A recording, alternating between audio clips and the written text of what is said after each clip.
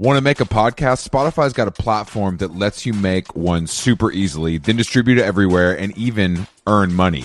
We like that. All in one place for totally free. It's called Spotify for Podcasters, and here's how it works. Spotify for Podcasters lets you record and edit podcasts right from your cellular telephone or your computer, so no matter what your setup is like, you can start creating today. Then you can distribute your podcast to Spotify and everywhere else, those other places that podcasts are heard. Video podcasts are also available on Spotify, and when you want to take conversations with your fans to the next level, Q&As and polls are the best way to get them talking. With Spotify for Podcasters, you can earn money in a variety of ways, including ads and podcast subscriptions. And best of all, it's totally free, zero catch. We've been using it ever since we started How Long Gone. And ever since I discovered Spotify for Podcasters, I feel like having the option of turning off the Q&As and the polls on the user dashboard has really helped boost my creativity and take it to another level. I highly recommend giving it a try. Download the Spotify for Podcasters app or go to www.spotify.com/podcasters to get started.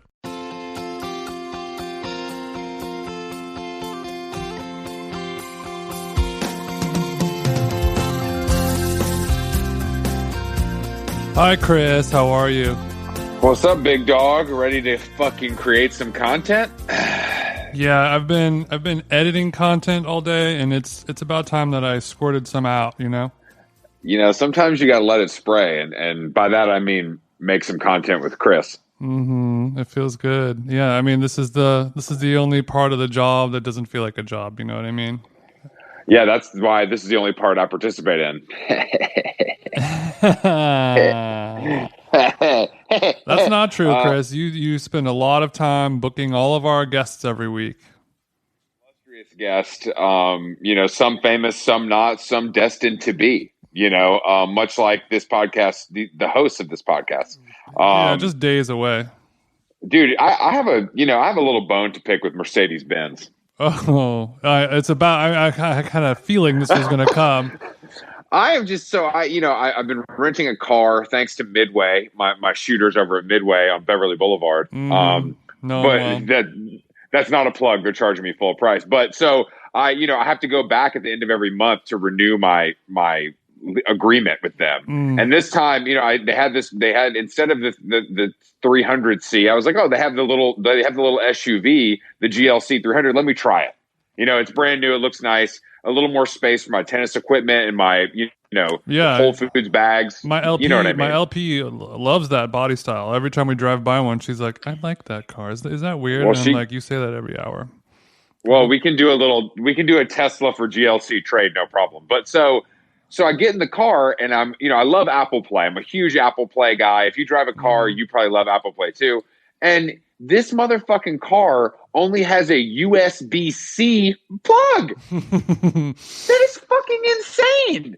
That is a little wild. So then you have to get yet another dongle to go USB-C to Lightning, I'm assuming? I didn't even cop the dongle, bro. I went straight to Amazon while I was sitting in the car, upset, and copped the USB-C cord. Because I will say, it does charge the phone faster. Yeah, that's true. I have one. I have multiple. Bro. I have multiple. I mean, it's hard out here, dude. You know what I mean? We're all kind of going through it in one way or another. This new normal is not easy for anyone. Chris Black is no exception to that rule. No, it's a shock to the system, TJ. And I just had to get that off my chest. What color little baby bubble SUV did you cop? It's like a blue. It's like a navy-ish gray. It's not a color I would choose because I think the only color car you should get is black. But it's pretty good. I like it. I only drove it last. I haven't driven it yet today, but I like it so far. I like sitting up a little higher. Big man like myself, maybe he needs a little bigger car. Yeah, I mean, after all that Escalade talk last week or last episode. When I saw failing hip hop podcaster Elliot Wilson jump into the chauffeured Escalade at Erewhon yesterday, I was a little jealous. Yeah, I had to Google who that person was, and apparently he is a guy who posts stuff on Instagram about Jay Electronica albums on Tidal. Yeah, he's the guy who really. How does that guy have a driver and an Escalade? Maybe he's just spending his own money. I don't know. The Rap Radar podcast is truly unlistenable, but they did get Drake, so it's like, who knows? Yeah, I guess Rap Radar makes enough money to have. Yeah, I mean, he was literally wearing. dusty.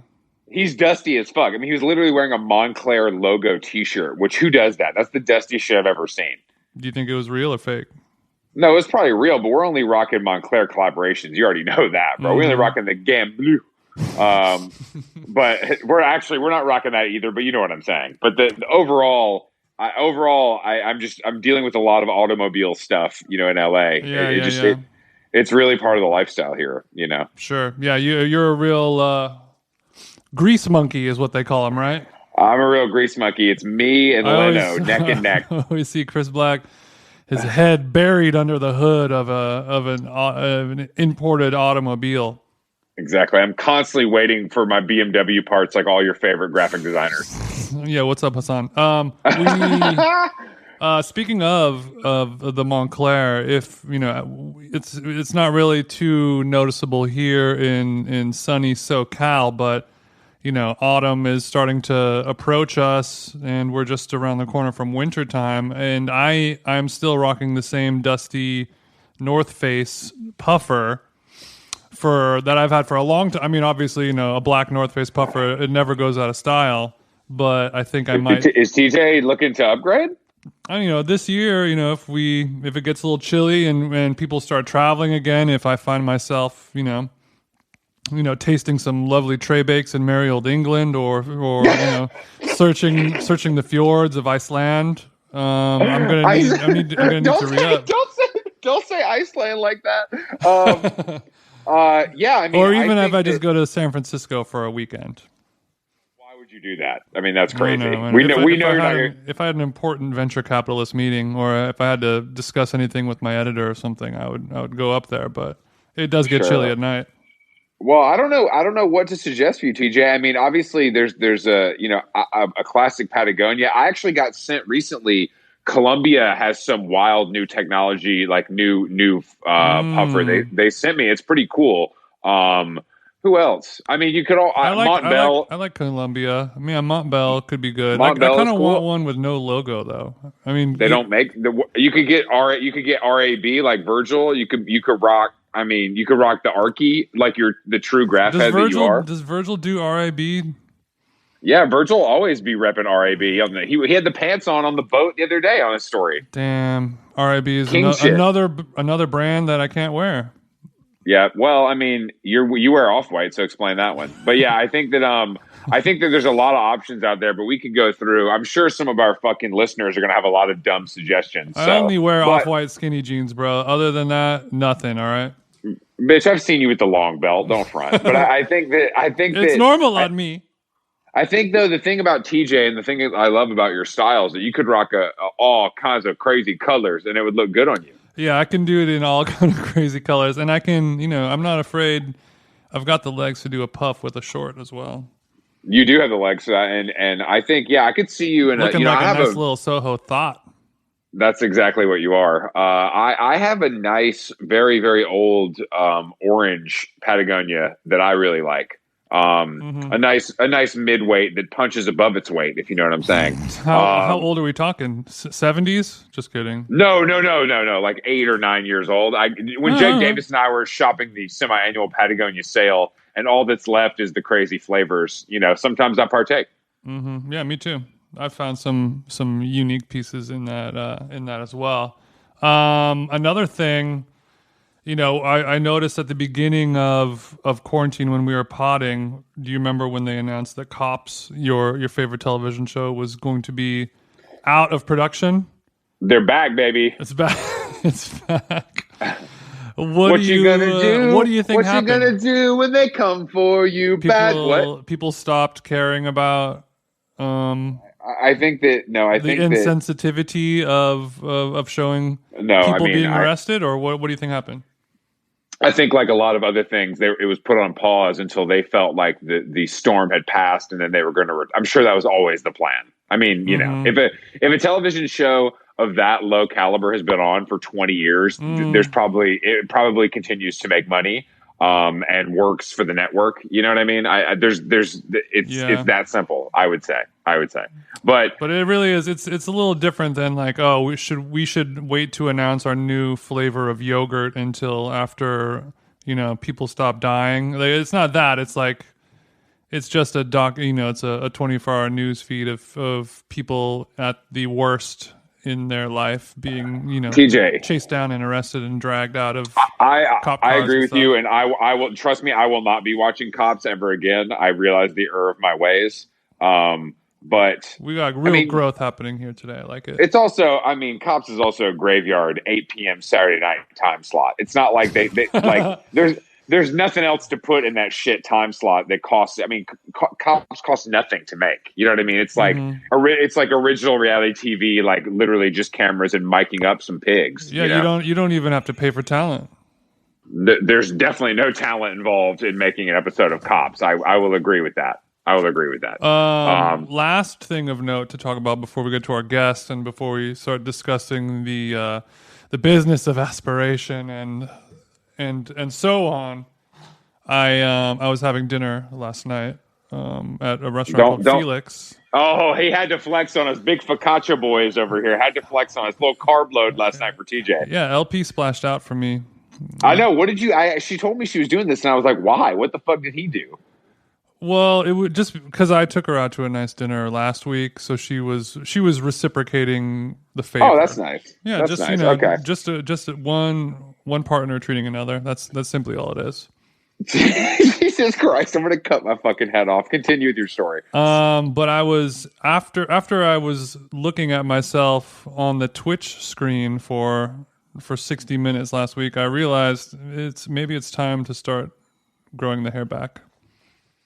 Wow, really? I actually really like the cropped look on TJ, but then you sent me that scan of your driver's license and the hair was just immaculate. that shit was reaching towards God because God was reaching towards it. You know what I'm saying? It was a beautiful, but I mean, what about that awkward in between stage, bro? That's what that's what I wanted to talk about. I think it's going to be if it's going to be a lot of hat recommendations on the strategist coming my way because, there's nothing worse than that 3 or 4 month period between a buzz and normal hair. It's just you look.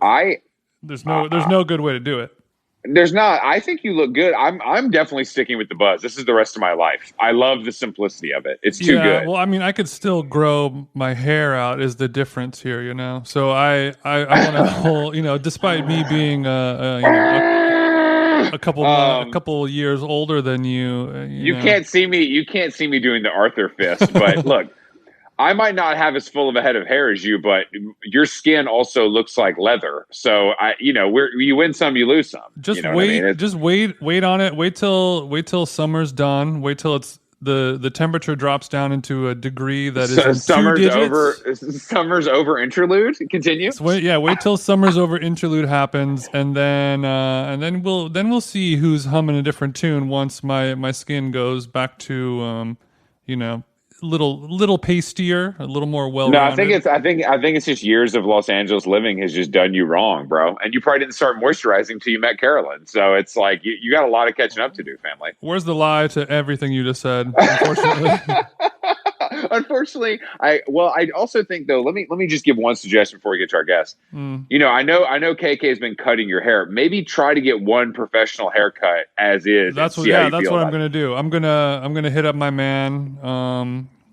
I'm gonna make a little appointment and just say, hit me on the back, hit me on the sides, hit it, suck my dick from the side, from the back, nothing on the top, and then that will set the foundation for the rest of my head game to grow back, sufficiently lined up. I can't wait for your head game to finally be sufficient. Well, the neck game has been great.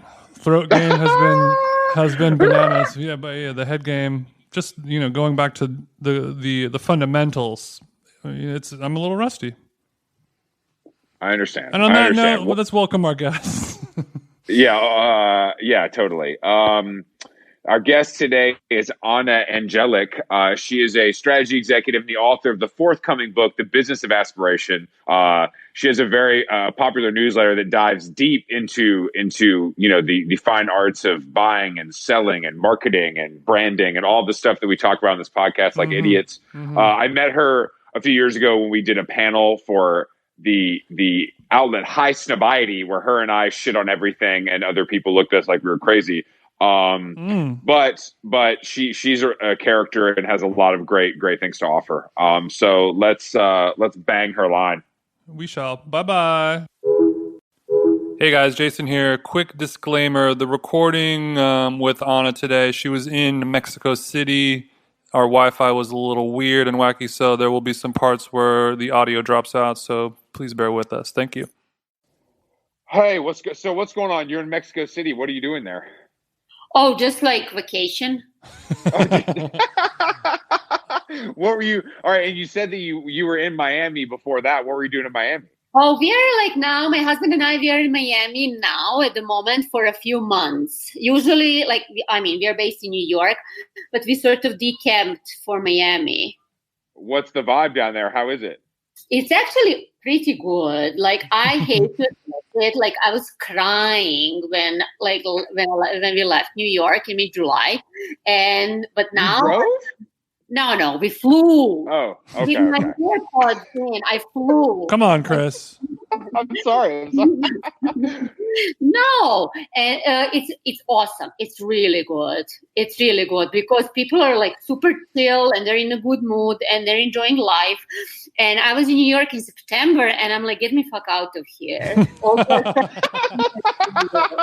Okay, Anna, so have you already contracted the coronavirus and you've cured from it? You are healed now? Is that what's going on? No, I literally tested myself the moment before I board the plane, I tested. It's always negative. Is that disappointing or what? So you kind of you wouldn't mind getting it just to get it over with? Is that what you're saying? No, God, no. Did you guys have coronavirus? Most likely, yeah. Probably. I have a wide arrangement and assortment of diseases at any given moment. I kind of wish I would have gotten it too. I mean, I knew a lot of people that had it in the beginning, but I haven't really heard about people having it in the last couple months in my life. No. Yeah. What? So you're in Mexico City. What neighborhood are you in? We are in Condesa. Sure. Are you staying at a hotel or are you in an Airbnb? In Condesa Juarez, that's sort of like border. Like just close to. No, we actually have you heard of Sonder? Sonder is some apartment rental, but it's not like dingy like Airbnb. It's like basically rent a condo, and it's like super new apartment. I've heard of Sonder. It's like Raya for apartments, kind of.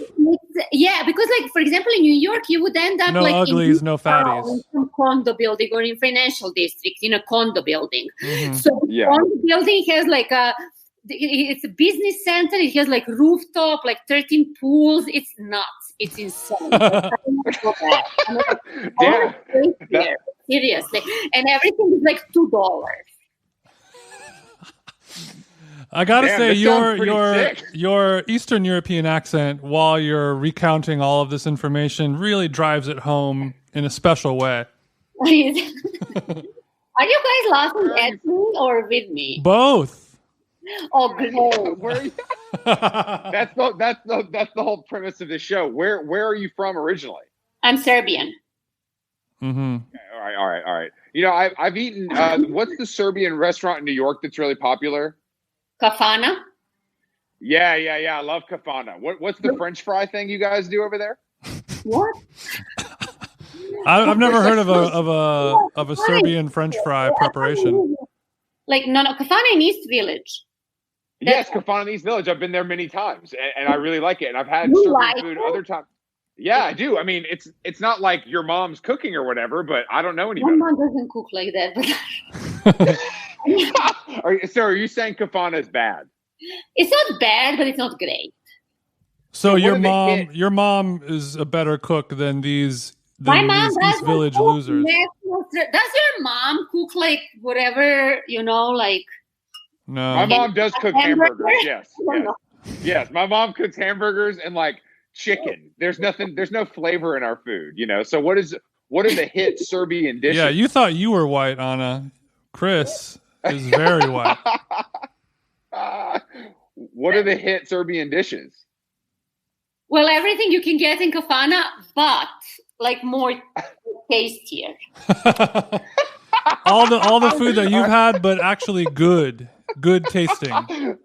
Okay, I mean, but no, I mean, I need you to break it down for our listeners. Like, what are the top Serbian dishes in your mind? Like, what are the hits that we have to have? And maybe how they differ from Russian cuisine specifically. Oh my God. Did you really like, okay, so shall we start with like, oof. I think that the sound is pretty good if you heard that. Yeah, it was. Yeah, we'll be able to clean it up in post-production. You're not recording this, are you? Yeah, we are. We're recording this. This is how all of it works. I'm glad that we're not going into like top Serbian dishes. Yeah, that's what we wanted. Anna, we're both very obsessed with food, so we will be able to talk to you about business marketing eventually. But for now, I need to know all the different ways that you eat hard-boiled eggs over there. I know it sounds like I mean, I wanted to say it sounds like a roast, but then it's like. It hits too close to home. So I take it you haven't listened to this podcast very much. I did, but Okay. I thought you guys would be like, I don't know, like kinder. Okay. This is not. I'm sorry. No, this isn't a joke. We really talk about food all the time. Yeah, this is yeah. actually serious. Let's talk about Serbian food. So, like, what did you like most in Kafana? And I'll tell you how that really tastes. I'm trying to think. I feel like there was like some sort of. I'm not recalling very well, but I feel like there was some sort of like fried cheese thing that was very good. Am I wrong? I don't know. Well, what are your so, favorites? Chris. Give us your top three so we I think you made that one up, to be honest. I don't like Serbian food. Is it bad? No. Sorry. No. Well, what kind of food do you like to eat the most? You like a little sushi, a little Mexican? What's going on? I like Italian. No, I like French. You? I love it all, but French cuisine, it can be very rich sometimes. But I do love eating a nice bread and butter. That's probably my favorite thing to eat. For French cuisine. And then Japanese. Yeah, I love Japanese nice and clean. Not sushi, Japanese, but not including sushi. Just any type of the way Japanese people eat very cleanly. Steam their vegetables, nice clean rice flavors. They're not mixing it with lots of other stuff to make it crazy. Everything is very kind of compartmentalized, pickled, healthy. It's nice to eat. It makes your body feel good. I know. We try to eat very healthy on this podcast. It's kind of a pillar of ours. You don't look like you healthy at all. What about cigarettes? What kind of cigarettes do you smoke, Anna? I don't smoke anymore. Okay. You? Parliament Light. American Spirit. That's pretty heavy duty. I'm a heavy guy. Yeah.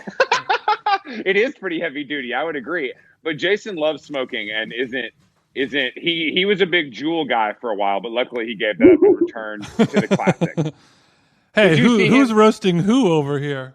Yeah, you're laughing because it is funny to think of a 40-year-old grown. Look, I was Juuling in my 30s, Chris. All right, be nice. That's true. Well, what's the scene report? We need a scene report from Mexico City, though. What's the vibe? Obviously, the condo is nice, but have you been eating out? Is the weather nice? Are people nice? Like, have you been there before? Yes, we've been there before, 2013, 14. Yeah. Like a while ago. And it's amazing. We're outside all the time because now I think it's the best time because it's so high up that it's cool, but it's sunny. So you can just walk around and do whatever. Everyone is eating outside. It's amazing. We are eating outside the entire time, and I don't think we'll have enough time to eat everything we want. Is everybody wearing a mask there? Oh my God, they're going nuts. You need to hear this. So they're wearing a mask. They're wearing like goggles. They're wearing a face shield. No, seriously. Like, I'm not joking. I believe you. I mean, they're doing the same thing here in America. Do they? In Miami, they're just very masks. Well, Miami's a little different. You know what I mean? Miami's a little different. Yeah. We have a lot of friends in Miami. I love Miami, one of my favorite cities in America. But it is in Florida at the end of the day. It is in Florida, true story. However, they are wearing a lot of masks. But let me finish. So they have little mats. They have little mats here that are filled with disinfection, like liquid, and you have to walk through the little mat. If you want to go in, and like that does nothing. That does fuck all. It's like, but they're like taking your temperature, which of course everywhere else is. But you have like between the mat, the hand sanitizer, and the little temperature. If you go shopping, like it's 2 stores in an hour. Yeah, it takes. I agree. It's not very efficient. Process. Yeah, but like restaurants are all open and you can sit outside, and it's awesome. We went to Pujol last night and we were sitting inside, and we were like, you know what? If we get Corona, at least we got it from Pujol, and it was good. So yeah. Did you have the mole that was aged? We did, because they have tasting menu. That's the only thing they have. So mole comes at the end. Mm-hmm. And then did you enjoy the mole? It's good, yeah. It was great. Okay. It was two sorts. So do you not like mole? No, I do like mole, but I've heard people describe it, something a little bit more orgasmic than what you just said. No, I do like, but come on, it's like, yeah. it's a spoonful of sauce at the end of the day. How good can it be? No, it was good. It was good. They gave 2 kinds, and they went into great detail. One had 4 ingredients, the other 3. So see, I was paying attention. Mm-hmm, and then they take you out in their vegetable garden. Then they're like, remember dish number 3? Like that was. Oh my God, this is amazing and so on. Your gringo thing. Mm-hmm. I had to do a gringo thing, although I'm not a gringo. Right. You're not a gringo. Easily confused for one though. When I went there, they tricked me into eating crickets, and like I told them, this is a long time ago. I was like, I'm a vegetarian, and they were like, yes, but do you eat insects? And I was like, I don't know, I've never really thought about that before. And then I had a little cricket in my salad, and you know what? It wasn't bad. It's not bad. Yeah. No, see, last night, like yesterday, I almost ordered guacamole con chapulines, and chapulines are those crickets. Mm-hmm. But luckily, I looked it up before. Yeah, that seems like a really good way to ruin some guacamole. Am I right, Anna? I don't know. Well, I wish I was. I don't know. I wanted to try. So, well, speaking of food, you recently wrote about modern food brands evoking the intimacy of cooking clubs and the new localism. Do you remember writing this? What a segue! Yeah, don't let anybody tell you that we aren't professional podcasters. Well, it was smooth. Mm-hmm. I'm a smooth cat. Yeah. American spirits and jewelry, like, no, you're not smooth. But yes. Okay, so I did not have time to read that article, but I would like to talk about it. So when you say the intimacy of a cooking club, do you mean like when a group of friends might gather together and everyone makes a certain type of dish and they all share it together? Yeah, you can call it like that. Or you know how in Spain there are those like secret clubs, cooking clubs, mm-hmm. been around for like hundreds of years, mm-hmm. and like as a tourist or someone who is like passing by, you can see and it's like, oh, what's this like people hanging out and like. Mm-hmm. What they're doing there, and some of the best food in Spain is prepared in those private cooking clubs, and mm-hmm. you can't get access unless you know someone who knows someone who knows someone. And the whole point is that of that article, and I guess of cooking clubs is that this what the value chain, what we thought was a restaurant. Okay, you have a kitchen, and then in the same place you have where the food is sold and when the food is eaten. Doesn't need to exist like that at all. Mm-hmm. You can have like a pastrami guy with an Instagram account, or like there is a guy in Miami that my husband is obsessed with, and I'm not sure why, because he keeps talking about the guy's like biceps. So maybe I should think. Yeah, maybe he went down to Mexico City for a different reason. I don't know, but anyway, his name is Mimo. Mimo makes burrata. Mm-hmm. And yes, burrata is famous, but Mimo is also a surfer. And Mimo, how he photographs himself, it's always like his guns, like he's always very like, it's like, I don't know, hygiene wise, how is that? Like his hands are in the cheese. So he's a hot guy who makes burrata. Yeah, exactly. And like, but doesn't matter. He has a life, Mm-hmm. And I think that was like now more like seriously, well, it's more like you kind of buy from him because you know all about him. Like, oh, he's a surfer and he wears jewelry like you do. Mm-hmm. And he's sort of like, where he's going out, how he makes stuff, how mm-hmm. he's doing.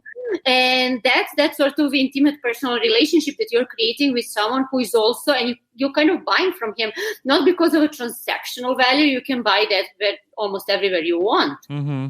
but because you want to support him as a maker.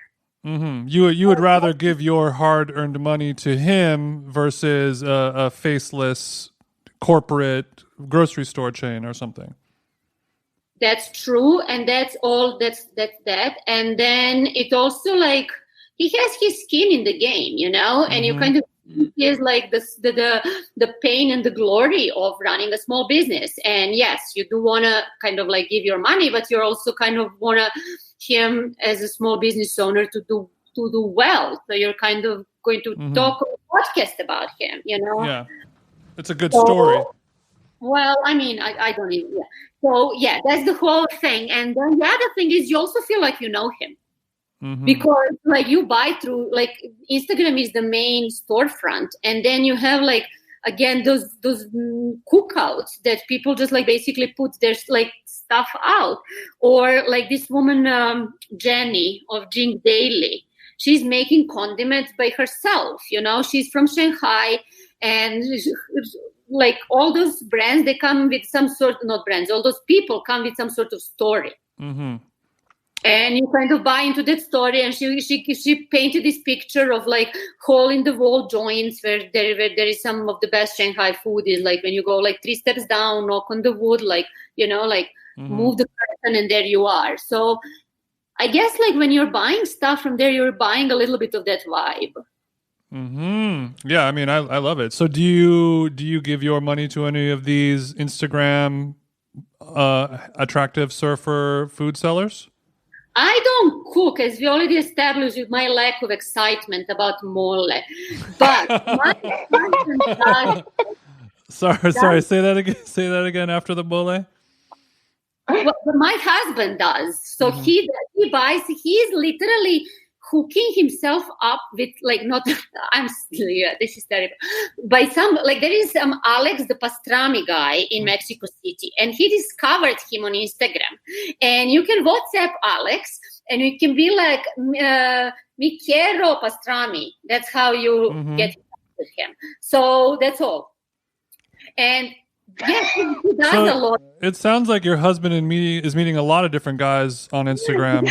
Well, that's what I realized when I started talking, when I said he's hooking up. Yeah, he's definitely hooking up with these guys. Well, and what food? He actually, like the best food discoveries he made on Instagram.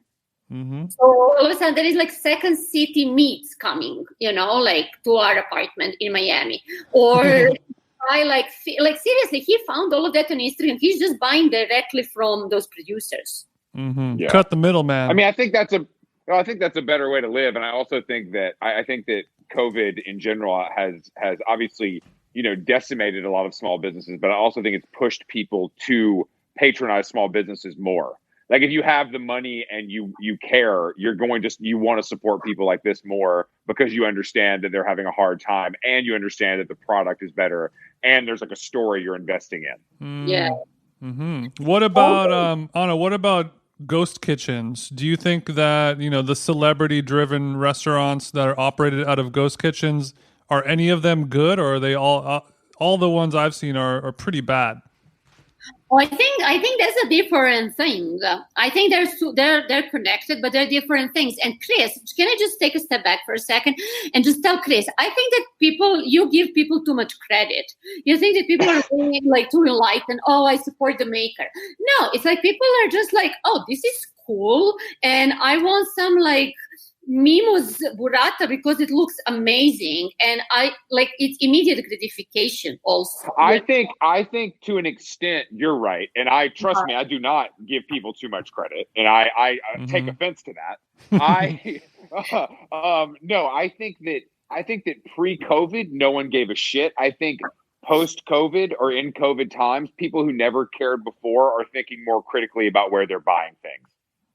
That I will say. Of course, look and all that stuff goes into it. And is this just a good product? Of course. But I do think a normal layman is now considering things more than they've ever considered them before. I don't know.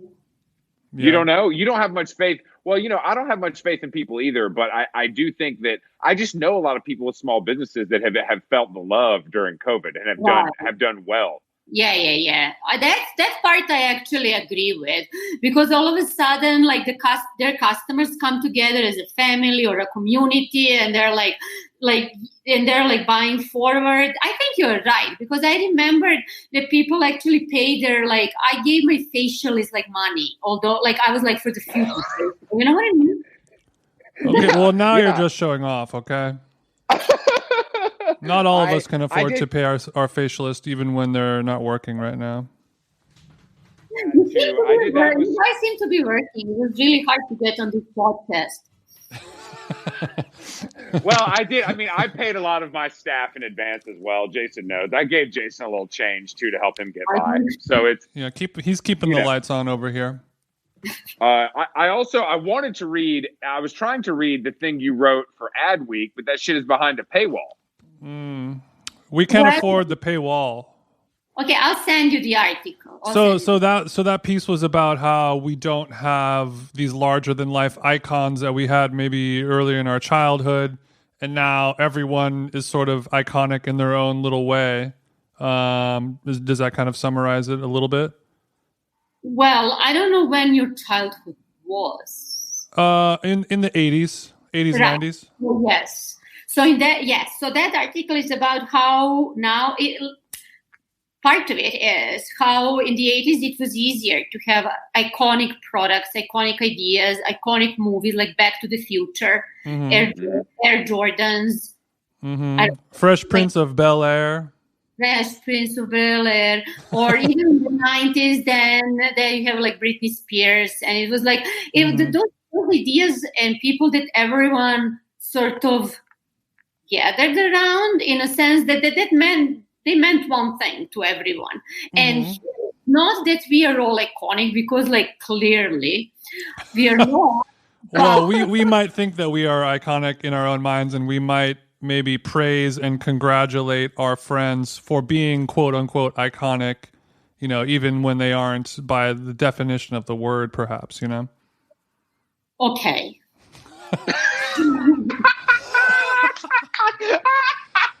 God damn it. Oh, Anna, you're taking over. I quit. You and TJ are doing a podcast together now where you can put his big ass in his place. Anna, our chemistry is undeniable. You have to agree with that. But I do think that I agree. So you're saying that in today's time, is it because there's too much going on, we're unable to all focus as a group on one iconic item or thing or movie or television show? Well, that's one thing. The other thing is that everything is happening really fast. So you have at one moment something is really popular. And I think that people conflate iconic and popular a lot. I would agree. Yeah. And also because people are they're in their own little like micro communities and bubbles, and they focus on what they're interested in, and it's easy to ignore the rest. So it's easy to say Cardi B, like, oh, I know Cardi B, but like I don't, like I don't care, or I care only through a certain angle. Like even iconic people or the most popular people now, Cardi B means one thing to say people to her fans, people who love her. It means another thing for people who like Nicki Minaj. It means another thing for people who are, I don't know, in artisanal coffee or in Japanese electro music, So I think there is too many taste bubbles now. People are just sort of interpreting it through that lens. And it's not like when there was mass media, it was kind of like, okay, this is how it is, guys. And then you had subcultures. And almost like everything exists through subculture. And like, that's why we sort of need curation to connect those subcultures. Someone needs to tell you what's going on outside your little bubble, So I like the idea. Oh, go ahead, Chris. I like the. So I guess what's the difference between a taste bubble and a subculture exactly? I think the taste bubbles are much smaller than subcultures. So imagine if you had like punk was a subculture, but it was massive, and it was also reactionary to the mainstream. And now those taste bubbles are not reaction to anything. They're just like, oh, fuck you. I just like Japanese denim and I'm going to learn anything I want about Japanese denim. I'm not doing that in reaction to something that's happening in the mainstream. I'm doing it just because I'm interested in that. Yeah, you're right. That's absolutely real. And I agree. There are too many of them. And it's, that was it's hard to keep up. Hard to keep up. What do you think? What is it a good thing or is it a bad thing that there aren't really any icons anymore? Well, it's a bad thing in a sense that they used to be vehicles of social cohesion, right? Okay. Like people were watching the Oscars. Like imagine now watching the Oscars. Only a loser would do that. First of all, I watch every award show live on the cable television that I pay for. So just watch your mouth, okay? Even though Chris is a little younger than me, he behaves as somebody twice my age, Well, like celebrate life, Chris. Celebrate life. He's missing that joie de vivre, isn't he? Live a little. So and then like when you have Michael Jordan, it was an iconic personality, an iconic player, an iconic game. Like way more people were into basketball, or I guess obsessed by it. Like now it's like Fortnite and whatnot. And then the other thing is that it was an iconic product, because it was worn by someone who was larger than life, I guess. He was he is really better than majority of NBA players. So that's that undeniable personality behind it. But why I think like it became even more iconic is because of all those interpretations afterwards. Like it was 20 years of riffing off it, Yeah, no, you're right. You're absolutely right. It continued on. I mean, I think that I honestly think that now it's changed so much that someone like Travis Scott is going to sell more sneakers than an actual athlete. You know what I mean? I think that is also something that's changed where I think style wise, athletes matter maybe more than they did then as a whole, but rappers still matter more than all of them. Yeah. You know what I mean? So I think that's also a shift in some ways. But the Jordan, I mean, it continues on. It soldiers on as an icon. But I agree with you completely about the status of the world and why stuff like that won't happen is because people are able to just kind of, like you said, go into their own taste bubbles and ignore what else is going around. Are there any positives to the fact that there aren't as many iconic people in the world? Oh, yeah, because I think it's like now it's super democratic. Like, Jason, if you decide to become an icon, I truly believe that you can achieve that status. Wow. So I'm saying like whoever, I was joking, but whoever God damn it.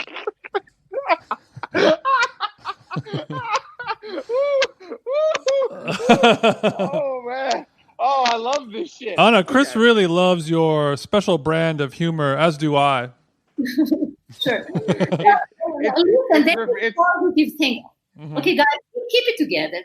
So the positive thing of this is that I think that what is going to be bubbled as iconic really depends on less on media and mass media and gatekeepers, and it really depends on social dynamics. So whoever captures the mood of the moment can bubble up, to become that. Or you have a niche, and all of a sudden that becomes iconic because, like they're really into like Patagonia stuff, for example, or Tracksmith stuff, or I don't know, some artisanal coffee. All of a sudden it becomes a movement, and you're like, wait, how did this happen? And that's the confluence of people being really passionate about something and the right mood of the moment. People are really into cooking right now. Like there isn't anyone who isn't cooking aside of me, like that is becoming like the big thing. So all of a sudden you're going to see a lot more chefs becoming celebrities. And I don't mean TV, like Iron Chef shit, but like just bubbling up on the internet. Yeah, you're talking to one of them right now. Yeah, Jason's bubbling up on the internet in the food world. I don't know if you know that. But... Little did I know. I know. I mean, he can do every... I had a premonition that you're already iconic. Mm-hmm. Thank you for that. Big Bird's going to be an icon, but I do think that I actually am pro gatekeeper. So I'm a little annoyed that the barrier of entry is so low now for everything in the world. Like I think that this is, we talk about this a lot on the show because we talk about Substack and newsletters and all that bullshit. But that having the direct audience is great, but like I still would rather be published somewhere that I consider to be worthy and get paid less personally. Like I would rather write for Vanity Fair and GQ and New York Magazine and make my money doing something else than have a Substack. And that's the only way I communicate with writing. But do you think we need to do both? Because I think that writing for these major publications is what gets people to know you and like your work, and then you bring them to your Substack and they pay. Is that how you see it working? Unless you're already verified on social media, then you don't have to put yourself out there. That's a good point.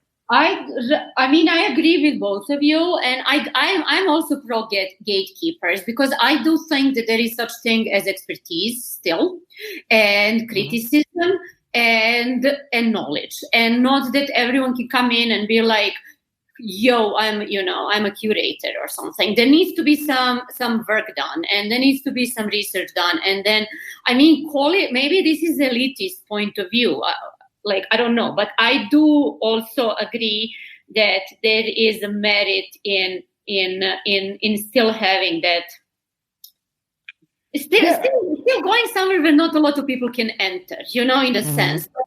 I think that it's just that the ecosystem is just more complex. It's not either or. Mm-hmm. Yeah, I think nowadays you can become, you can gain the expertise necessary to be a gatekeeper all on your own for free off of the internet, whereas we weren't really able to do that before.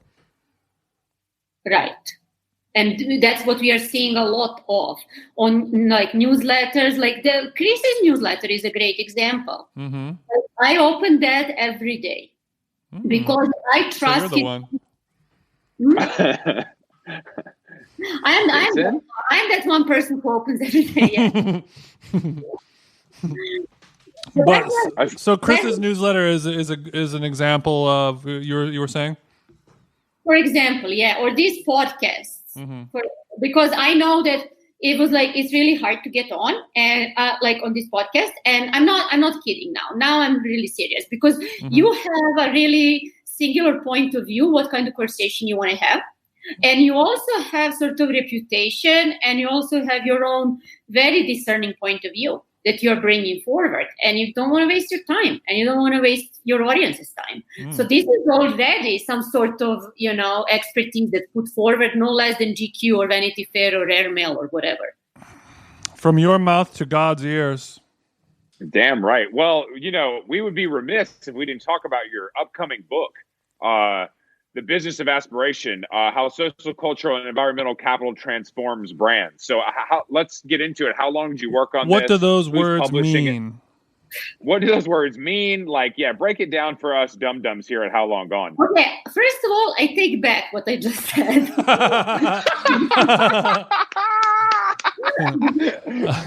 Look, I know what business means and aspiration.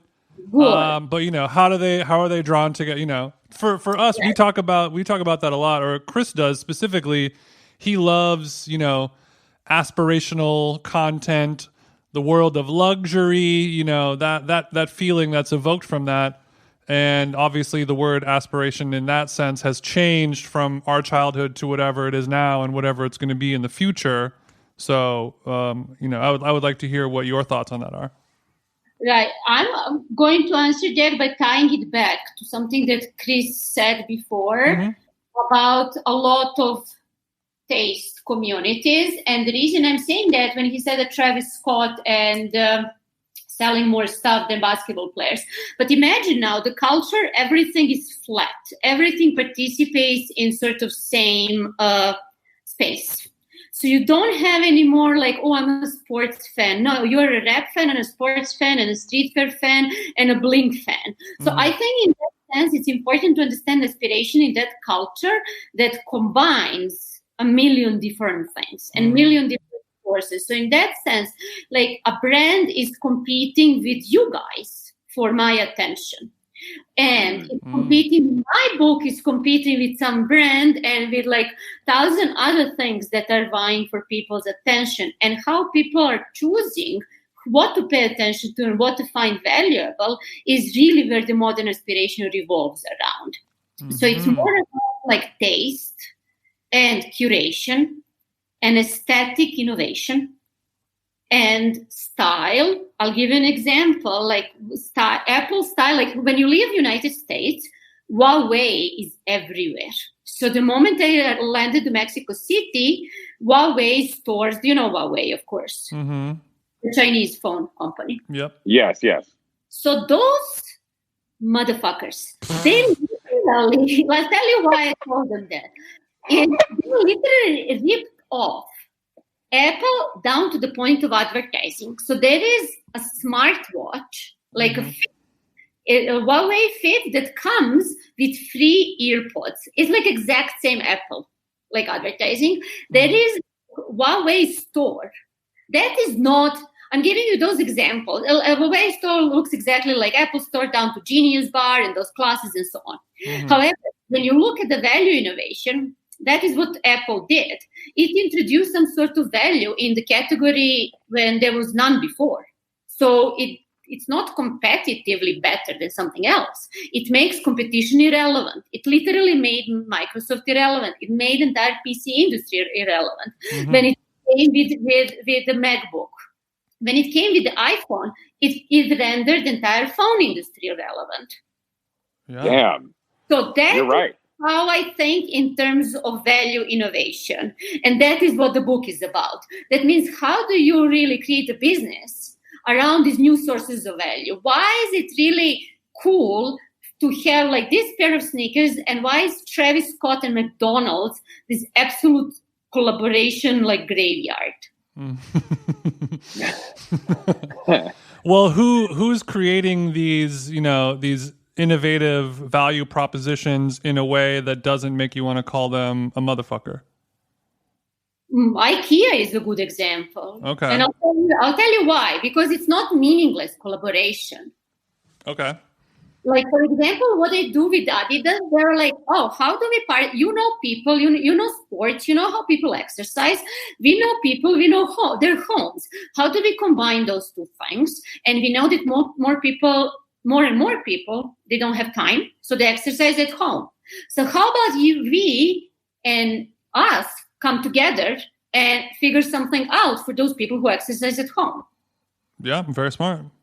So for me, that's, or how, even if you want to go towards sustainability and social good, they're a lot of households in Africa, they don't have electricity. Can we create light without electricity, because if we do that, their GDP is going to like rise. They're going to have less mortality, like at birth. They're going to be more educated because they won't have to leave school when it's dark.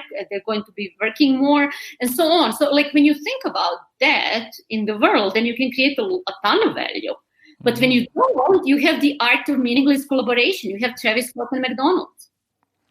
Yeah, but is it meaningless? I mean, it's meaningless to us, but there's a lot of people who are getting very rich off of it. And I think collaborations in general, a lot of time are a cash grab, which is the issue. And that's why they're not seen as necessary to some consumers, because we know what it is, versus maybe a less educated consumer just wants it to feel a part of something or to be part of that moment, maybe.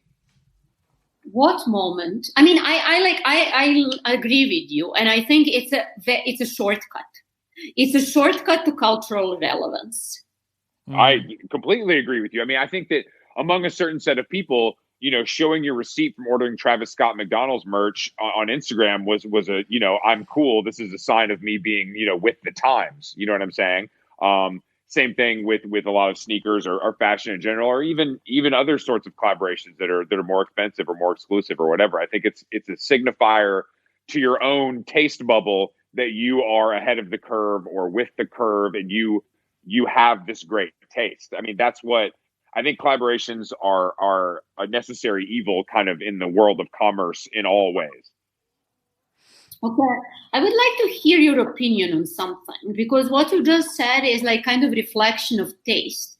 But isn't that whole point of this like aspirational economy or culture that we have, that you develop your taste that is super micro? Because that sounds to me like mainstream taste, what you described. Yeah. No, I'm talking about mainstream taste, but I think the micro stuff, it still permeates the same way among groups. You know what I'm saying? So like if Jason and I are hyper specific into this one thing and we talk about it and then our friends talk about it, it's on a smaller level, but the same exact thing is happening. You know what I'm saying? It's the same thing is happening, that we are signifying what we like and our taste to each other as like almost a siren call to others that feel the same way or maybe even have the same taste as we do.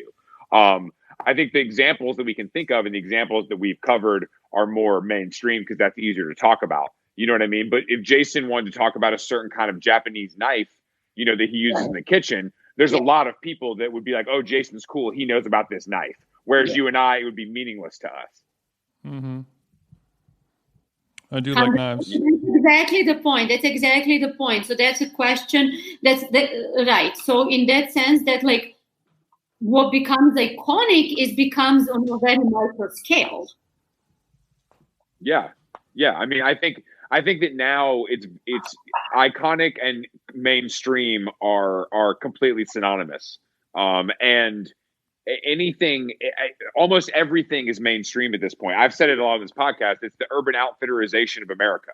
Like everything is cool, light. Everything is meant for everybody in a lot of ways, and it's kind of killing. It's killing taste in a lot of ways. It's killing. I'm glad you said that, because I'm saying, for me, it's not taste. It's the same as logos. And that is what the luxury is all about. It's like about streetwear collabs and logos. That's the big luxury, like big farm or big meat. And that Japanese knife, that is what is handmade, what is craftsmanship. Yeah. What Hermes says, Hermes is like, we are not luxury. We are like carefully handcrafted goods. And they literally want to make that distinction, whereas luxury before meant something that was handcrafted. Mm-hmm. Yes. I mean, if you look at fashion historically, those houses and the way they started their history is all very handmade. You know what I mean? And like artisanal in the way that you're talking about. And now it's become, Gucci putting Gucci on T-shirts and they're $900. I mean, I think that maybe as a culture, maybe we are wanting to return to some of that, or at least some of us are wanting to return to things that feel, more handmade, for lack of a better term, or things that are more at least considered and labored over versus just like a logo to earn money. I think we want more maybe things that have a story. And I don't mean that story in a BS sense, but I think like Jason, like, maybe you like that knife because you remember exactly where you bought it. Mm-hmm. And you know exactly how you want to use it and what kind of food you want to use it for.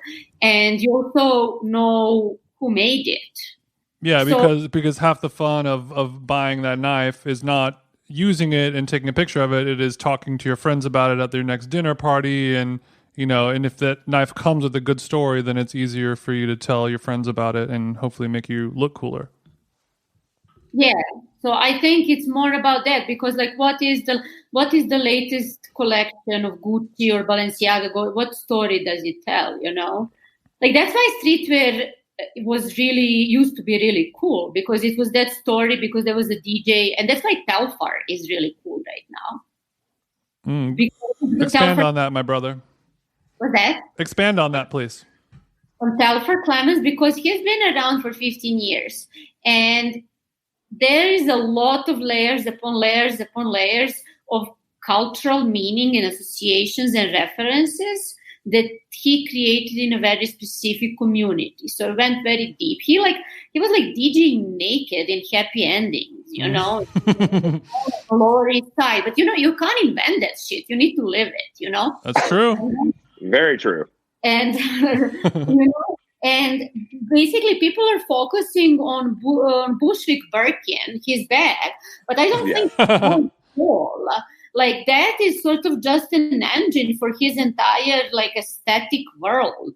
And he like dressing his friends who are like queer musicians, or they're designers, or they're artists, or they're just like neighborhood like people, So in that sense, you can't invent that community unless you have it, and unless you have building it for a really long time. Mm-hmm. And the good way to think about the world he's building is the exact opposite of aspiration or traditional luxury, where you have like something at the top of the pyramid, like a designer or a like celebrity, whatever, art director or something, and everything trickles down, and you go and you buy Balenciaga keychain, and you're like, I'm so fucking cool, But then Telfar, he created this like that. What he did by pre-ordering that bag was like, oh, everyone can have it, because it's not for you, it's for everyone. That's his tagline.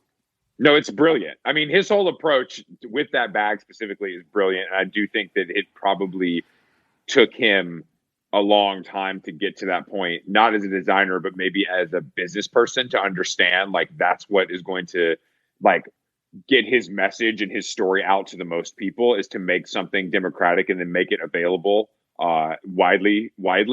And I think from that standpoint, it's incredible. And I think it'll help his brand last longer.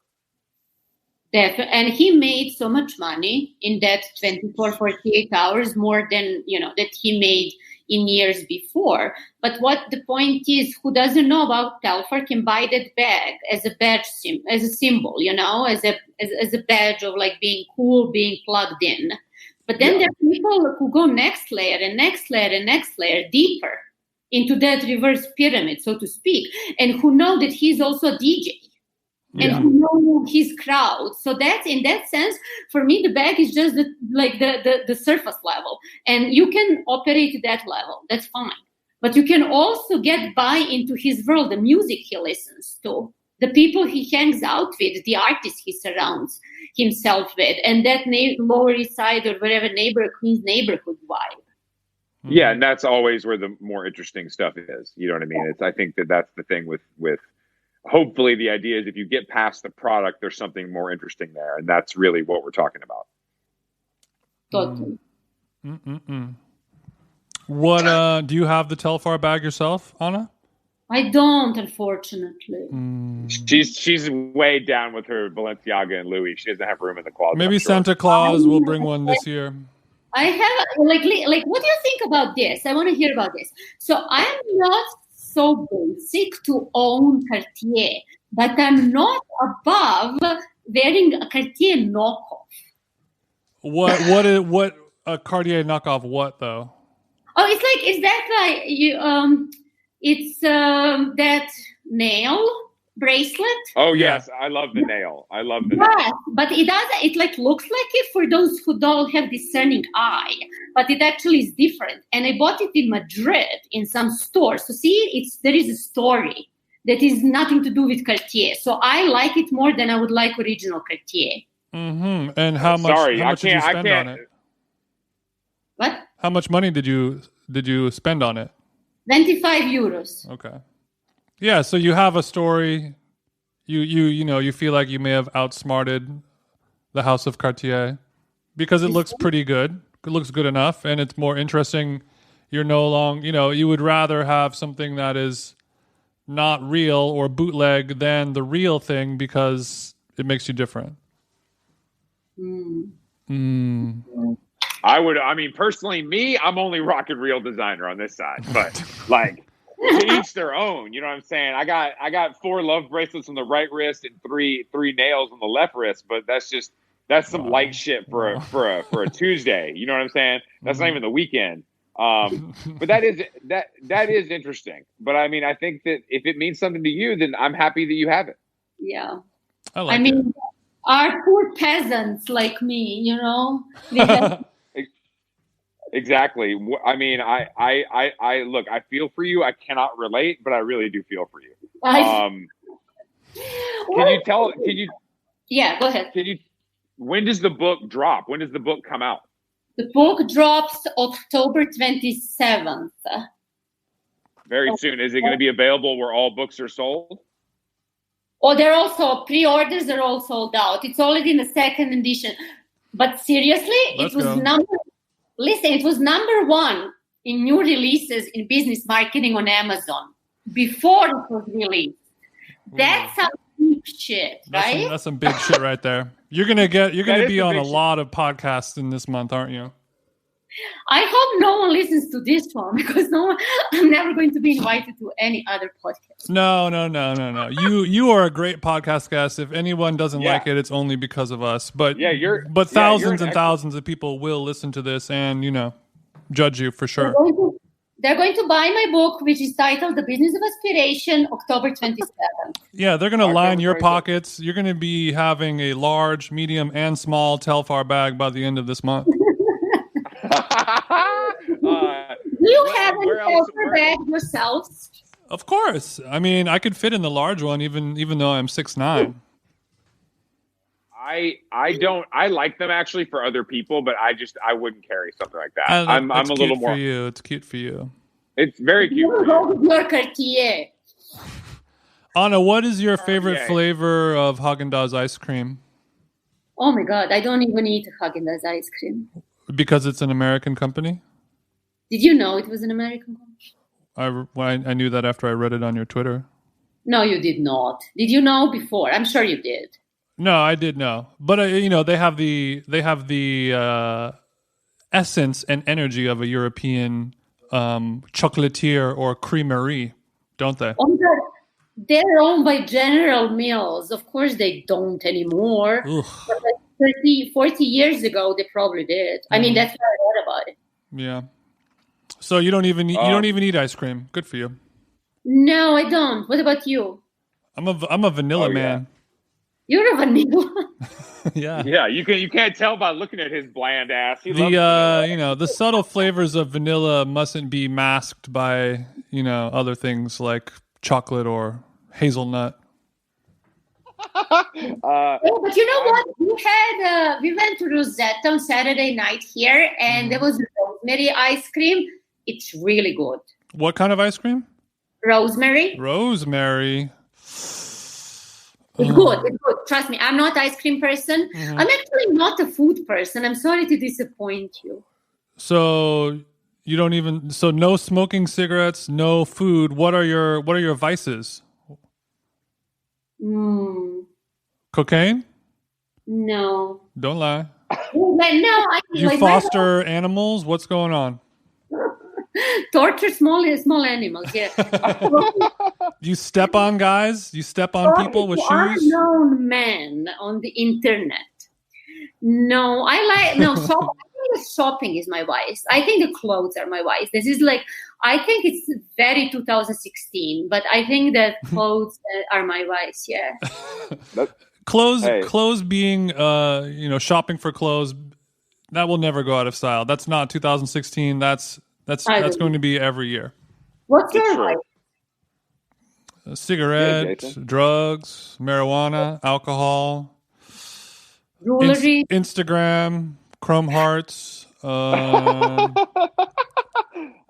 fine automobile, yard work. The list goes on. It does go on for real. Yeah, Jason's got a lot of problems, which unfortunately we don't have time to unpack on this podcast. That's fine. Many what episodes. are your vices, Chris? And also, why did you move to LA? I didn't. First of all, my vices are exercise, and I didn't move to LA. I'm coming back to New York in 2021. Oh, you are? Yes, I'm making the grand re-entrance. Alert the media, please. I'll expect a Cartier red carpet out front. Red carpet, yes. Photo opportunities, all of the above. Yeah. Yes, exactly. My vices, unfortunately, at this point in my life, my vice only is exercise. So sometimes I do it twice a day. You do? That's amazing. Yeah. Him and I are going to be playing tennis in just a few hours, actually. And then you can comment on this podcast and my Eastern European accent. That's right. Yeah, look. And you can maybe actually imitate it with various degrees of success. Jason's actually pretty good. Oh, no, you're great. I got to say, I really like you as a podcast guest and just a person in general. I like your style. Thank you very much. And I like you guys too. And I hope to meet sometimes in person, Jason, because I met Chris once. We were on a panel and Chris didn't say a word because he was like silently, he was mocking us all inside. I'm not even. Yeah, that sounds like the Chris I know. I can send you a photo of me and him and the looks on our faces. Have you seen that photo, Chris? Yes, it's a great photo. We both look upset. Very judgmental looks on your face. You look very judgmental. That's very true. We were like, whatever you're selling, they're not buying. I mean, that's because we're two discerning customers. Yeah, that don't impress me much. Thank you for joining us. It was a pleasure. And go cop the book. And where can they follow you on Instagram and Twitter, etc.? You can find me by my last name, Andjelic, ANDJELIC AAA. I mean, it was like really dumb of me to create that, my handle, my last name. In a foreign country. So it's Andjelic, AAA on Instagram, on Twitter, on LinkedIn, on wherever, Clubhouse. Do you guys go to Clubhouse? I don't fuck with Clubhouse. I went on it when it first started, but I have not really been back. Is it getting better? No, I'm like you. I'm not there. Is it getting better? No. Okay, yeah. So we will continue to not be on Clubhouse. Everyone on Clubhouse who listens to this show, our apologies, but one day we'll be there once you guys clean it up, clean that Clubhouse up. Everyone who is on Clubhouse, keep clubbing without. Keep clubbing, motherfucker. Keep clubbing, nerds. All right, thank you so much for joining us. We will talk to you soon. Everybody go buy the book. There's a lot to learn, and I know I'll be reading it. We'll talk to you soon. Thank you so much, guys. It was a pleasure. Bye. Bye-bye.